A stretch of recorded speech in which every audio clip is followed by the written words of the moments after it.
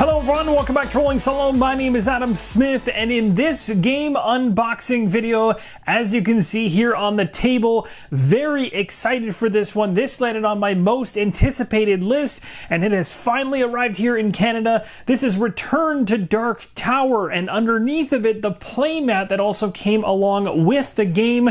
Inside of this video, I'm going to be taking you through all the game components that come inside of this box. We'll also take a quick look at the expansion content and additional boxes that were part of the Kickstarter, but we're mainly going to focus on this core box here. Now, for those of you that aren't familiar with what Return to the Dark Tower is, it is a sequel to a 1981 Grail game. This is a game that was made 3 years prior to me being born, so it's a game I've never experienced prior, so I'm coming into this brand new. And this game's for 1 to 4 players who take the roles of heroes together. They gather resources, they cleanse buildings, defeat monsters, and undertake quests to build up their strength and discern what foe ultimately awaits them. And when the heroes face the tower, the game shifts into a dramatic second act where the players have one chance to defeat the enemy once and for all. So without further ado, let's begin the unboxing. We'll take a look first at the playmat underneath. Here's a top-down view of the circular neoprene mat. This is broken up into 4 major quadrants. You have north, south, east, and west.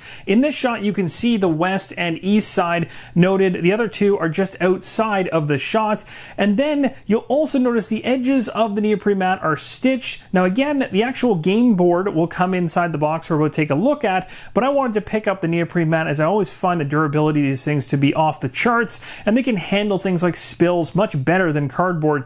Plus, they usually have more vivid colors and just hold up better over time. Now, if we zoom into the neoprene playmat, you're going to see different areas denoted, different terrain types. You'll also see mountain ranges like Little Sister, Big Sister, Middle Sister, all of them named. And you're also going to see an area right in the center, which is where the Dark Tower is going to sit. And each of the sections are going to be broken up to have a citadel, a bazaar, a sanctuary, and a village located inside of them.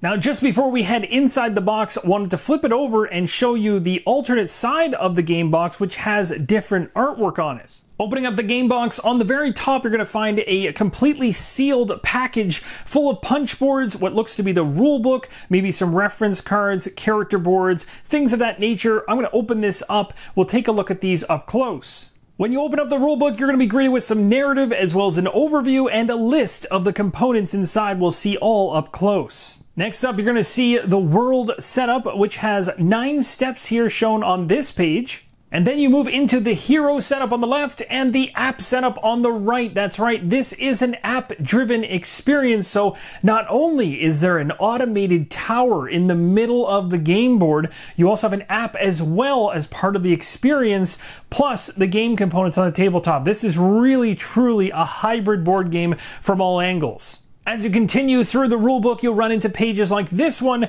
where you're going to be advised of a number of concepts that you need to know for the heroes. You'll find that all of the areas are very nicely spaced out, and the font size is larger than average, easy to read, and very broken out instead of just being large columns of text. So you'll see that it focuses on major aspects of the gameplay, whether it's the heroes, the world, and then it gets into the actual game flow, the sequence of play, in other words, how to take your turn and how that turn begins.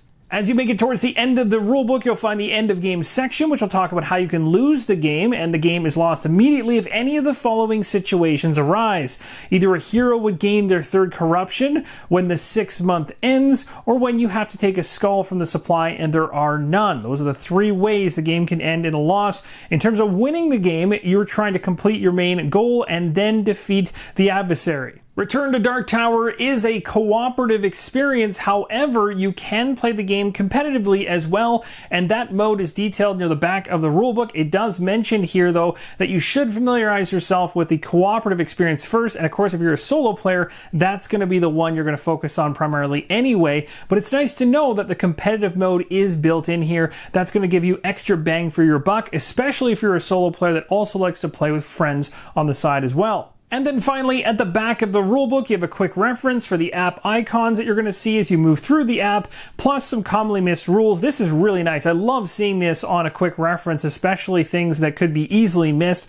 That is awesome. And then it talks about you gaining corruption when in certain situations, and then the winning and losing conditions labeled out again here. Next, inside the box, something I love to see, especially if it's detailed enough to be 100% useful, is an actual assembly guide in terms of just how to put the box back together, where all the components will go and all their spaces, and then how it actually layers inside the box. This is going to be really handy and will hopefully avoid headaches around getting everything inside.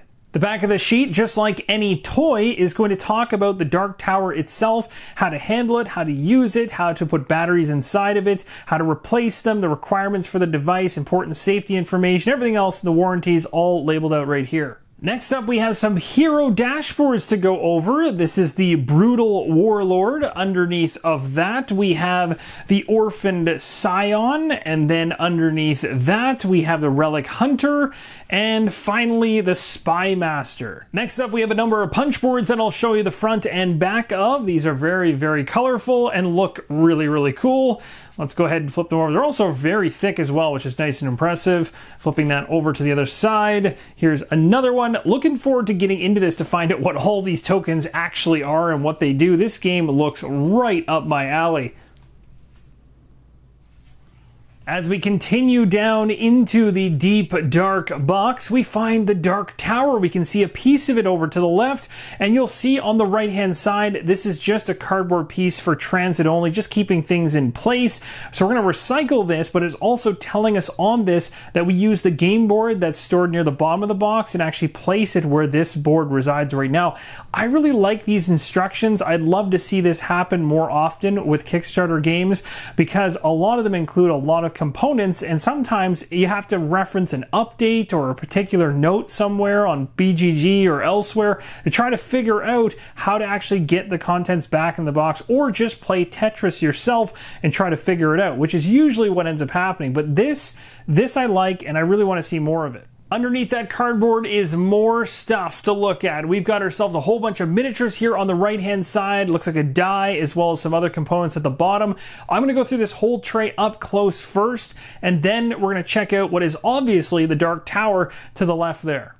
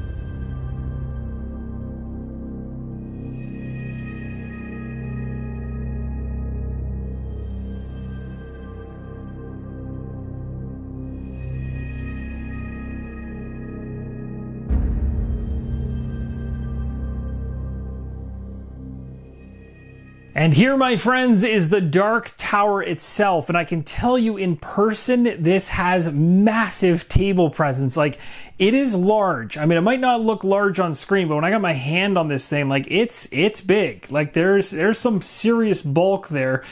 This thing looks incredible. I'm surprised by how good it actually does look when I pull it out, and I'm even more excited to throw some batteries inside this thing and just see it do its thing. I have no idea how this operates. I haven't watched any videos from anybody on anything around this game because I wanted to keep this a complete surprise. So I'm very, very excited for this. I do know that there's different levels with different doors that open up over time. You can see inside of the Dark Tower, like just all kinds of cool cool things. And you'll see that the same thing is on each side of the tower, of course, because as I showed you with the neoprene mat, it's broken into 4 different major sections. So the skulls that you saw in an earlier shot go into the very top of this dark tower. That's about as much as I know. And from there, they can fall out in a number of different areas on the game board, which can impact the gameplay in many different ways. So just really excited to try to figure out what that all entails. But I can tell you right now, the build quality in this thing, like, it has heft. It does not feel cheap. It feels pretty solid. And of course, on the very bottom of the Dark Tower is where you're going to insert your batteries. You'll also see there's a place there to ensure that if the Dark Tower is sitting on an actual board instead of a neoprene mat, that it's not going to beat up the board itself. It has those buffers there on the bottom. And as you can partially see, the Dark Tower sits perfectly on the neoprene mat, covering up that entirety of that center position. It's just so satisfying. I cannot wait to get this to the table. Inside the box, you're going to find 3 packs of cards. We're going to go through those packs of cards up close right now.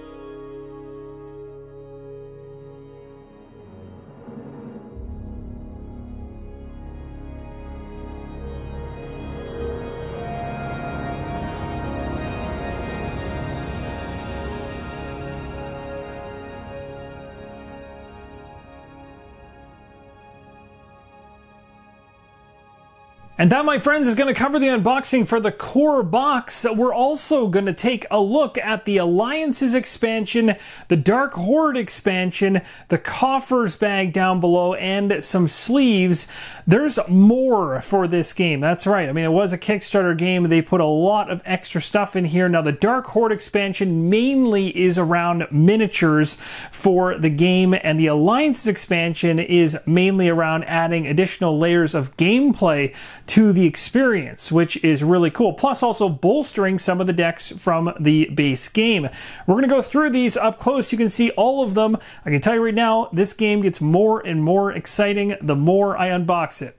Here's a look at the Coffers Pack and all the tokens. I'll just grab a couple and show you them up close. You can hear them. They definitely sound nicer than cardboard tokens, and they're going to hold up much better over time. These are just going to be an upgrade over what's in the base game, as well as what you'll find in the Alliance expansion. In the base game that we just went through, these 4 piles of tokens are all represented as cardboard tokens. Now they're deluxeified and they look even better. These piles right here, I believe, come from the Alliances expansion we'll dig into next. Here's a look at the sleeve pack. It's not only just comprised of what you'd expect to find for sleeves, which would be clear sleeves. There are also sleeves that are very thematic to Return to Dark Tower, where you can see the Dark Tower in the background itself. And these are the backs of the sleeves. So something is visible here, something is visible here, and when you flip them over, you have the actual front of the sleeve, which is really cool. So I'm going to throw a couple cards in here and show you what it looks like. Here's an example of how those Dark Tower sleeves show up the back of the card through the sleeve itself. On that back side of the sleeve, you've got treasure, potion. So the cards that have these types of labels are the ones that come through the Dark Tower sleeves. And then, of course, if you flip them over, they look like a typical sleeve. This is a treasure, for instance. Treasures for the large cards. And then for these cards right here, the smaller ones, you're going to put potions, quest items, and test cards for the competitive mode. Everything else that doesn't go into those Dark Tower sleeves gets a regular sleeve. Now let's switch our focus to the Dark Horde expansion. Gonna open this one up and show you all the miniatures inside. I've removed the game box lid as well as the plastic cover that keeps all these miniatures in their tray, and this is not all of them. Underneath of this tray is another set of miniatures and some of the larger ones as well. As you can see, there are duplicates of certain miniatures. I'm gonna go ahead and show you each of the unique sculpts right now up close.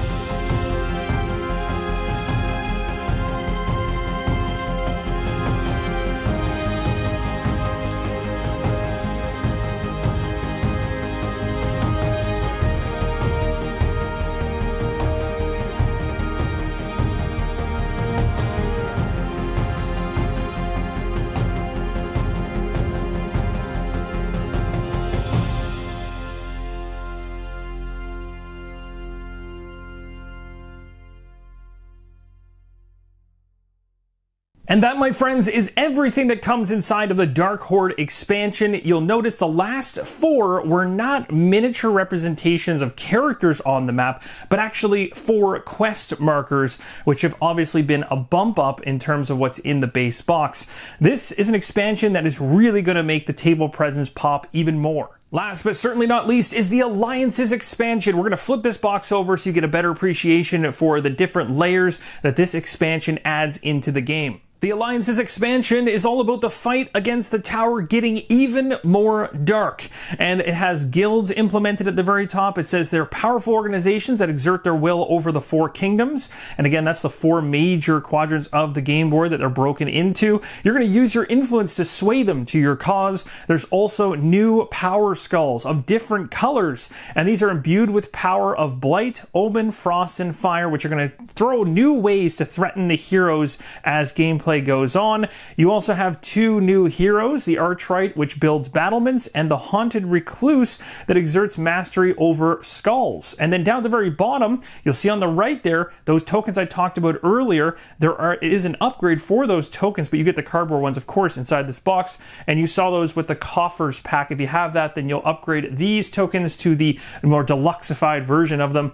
In terms of the end more section of the box, you have 25 influence tokens, 20 new treasures, 12 guild companions, 4 guild flags, and 1 guild quest marker. And we're going to take a look at all those components up close right now. As soon as you open up the box, you run right into the Alliances expansion rulebook. There's also punch boards and, of course, the character boards. We're going to go through all of the printed material first, and then we'll get into the game components. Opening up the rulebook, you're going to have components listed out on the left, as well as a narrative. You have the game setup, 1 to 8 steps shown here. The rulebook is not long, but it's going to go over the different aspects that are now being added in. So you're going to see things regarding the heroes, the treasures that have been added in, influence and how that works, the power skulls and how each of the 4 different new power skulls are going to change the gameplay. Then you'll see 2 pages which focus specifically on the guilds. And on the very back of the rulebook, you'll see a breakdown of the different skull types and their effects, just for quick reference. Now let's take a quick look at the punch boards front and back. Here is the first one, flipping it over to its opposite side. It looks like this. And then we have the guilds, as well as some other tokens mixed in.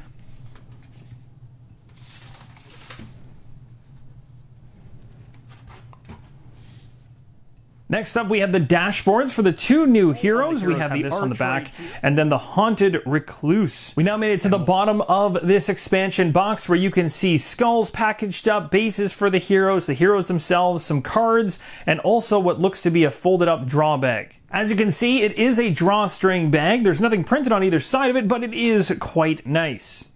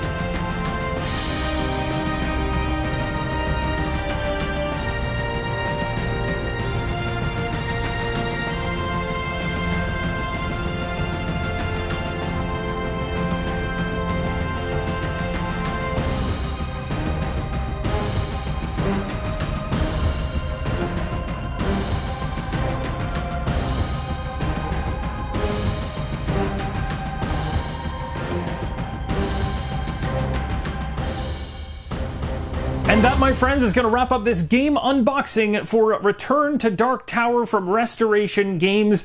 This looks awesome on the table, and I cannot wait to get to the gameplay aspect of it. In terms of how it looks production-wise, very, very impressed, and hope the gameplay matches or exceeds how good it really looks. Now, if you're looking for a giant group of solo gamers to interact with, we have the Rolling Solo board game community on Facebook. Would love to have you there. If you're looking for the link to that, it's in the pinned comment right at the very top, as well as the Discord. So either way, if you're on Facebook or not on Facebook, you also have the Discord, which is another area where there is a lot of chatter about solo gaming.